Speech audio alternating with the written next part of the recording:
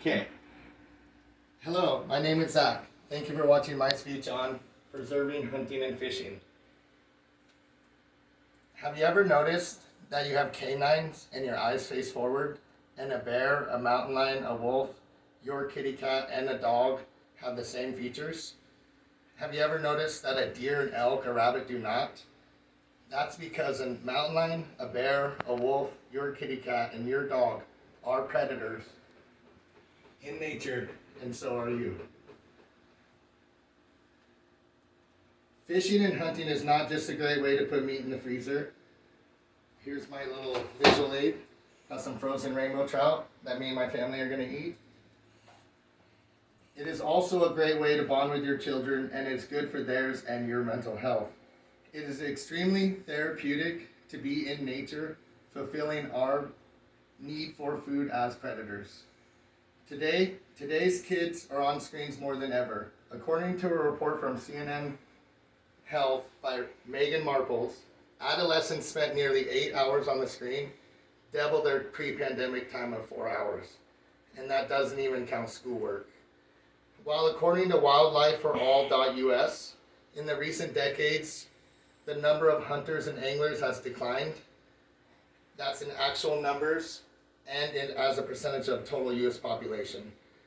The action we need to take is to pass hunting and fishing on to the future generation, so that hunting and fishing doesn't die and become a thing of the past, preserving it for all generations to come. As a nation, we are screen driven and mental health is on the rise. And if we don't act, we could lose hunting and fishing through legislation. This is an action we could take to make sure all of our children and grandchildren know fishing and hunting, and a great way to step away from the screens and improve our mental health while having fun. I feel credible to speak on this subject because I have done extensive research on this subject, and I am teaching my kids how to hunt and fish. I have also myself felt the therapeutic, calming qualities that hunting and fishing has on me. Today I will cover what we can do to preserve this family tradition for everybody, and some reasons why it's important to do so. It may be hard to believe, but there could be a day where our kids can't hunt and there is nowhere good to fish. Do not let this happen. Less people today are passing on hunting and fishing because less people are hunting and fishing, and screens are so convenient. Alright, so the thing is that screens are bad for you when you have too much. And while being outdoors is good for your mental health. And kids today struggle with mental health. According to edweek.com, mental health emergencies are on the rise. Mental health emergencies are on the rise. From March and October of 2020, they increased 24% for children 5 to 11 and 31% for kids ages 12 to 17. They also had more than a 50% spike in visits for suspected suicide among girls 12 to 17 in early 2021, compared to the same period in 2019. Well, what changed in 2020, you may ask? More screens and less human interaction. In some states, they even put a temporary ban on hunting and fishing. And in some cases, they never returned. I believe our future generations will benefit from returning back to nature and stepping away from the screens. So the sad fact about politics is everybody gets a vote, even if they don't know very much about the topic. So basically, your neighbor who is against hunting and fishing gets the vote, even if they've never been fishing and never been hunting, making their vote just as important as yours. And that's good, that's how a democracy works. But they may know much less than us, because we're out there doing it, and they definitely know much less than Fish and Game. So, what could be better for your favorite outdoor activity than having more people involved? More fellow outdoorsmen and women who vote in similar ways. That being said, we need to be good advocates of our passion and follow the rules. Do not showboat in front of non-hunters, and when asked why you hunt and fish, talk about the quality organic meat that you feed your family and your connection with God and nature. Whatever you do, do not be the knucklehead that makes us all look bad. Honor the animal by doing your best in all aspects. Also, donate more funds. Teddy Roosevelt said, "Do what you can with what you have where you are." Now, last but not least, again, pass this great tradition on to your children will benefit them and you. According to the U.S. Forest Service, there are many mental wellness benefits, mental wellness benefits associated with being outside in green spaces, such as lower risk of depression and a faster psychological stress recovery, which is very important.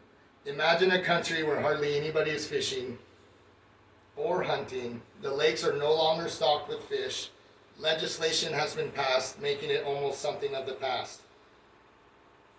It is up to us to make sure this never happens. Ronald Reagan said, a famous president and former governor of California, "Freedom is a fragile thing and is never more than one generation away from extinction. It is ours by inheritance. It must be fought for. It is not ours by inheritance. It must be fought for and defended constantly by each generation. For it comes only once to a people. Those who have known freedom and then lost it have never known it again." Don't lose hunting and fishing as part of a culture in America. Get out there and teach the future generations how to hunt and fish. We need to pass this on and step away from the screens for a minute and let our mental health problems wash away in the presence of nature and the presence of God.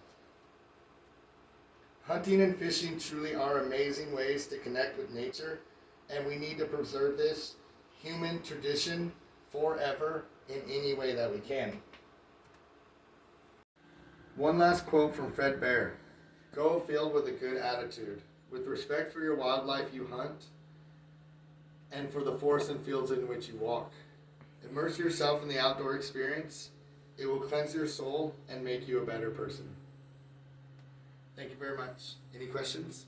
And you're not the hunter, do they offer classes or something? Or do you just have to figure it out on your own?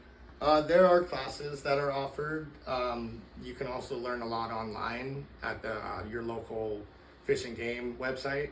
When you get your hunting license, you actually have to take a hunting education course, which can kind of give you some information, but it definitely helps you with the rules and regulations. But it can be a lot to learn, but you can learn on the internet, on podcasts, on TV shows. A lot of podcasts. Yeah. So I taught myself how to hunt just from listening to other people on videos. So. Cool. So how long have you been hunting? I've only been hunting for 2 years. Okay. 2.5 years, I guess.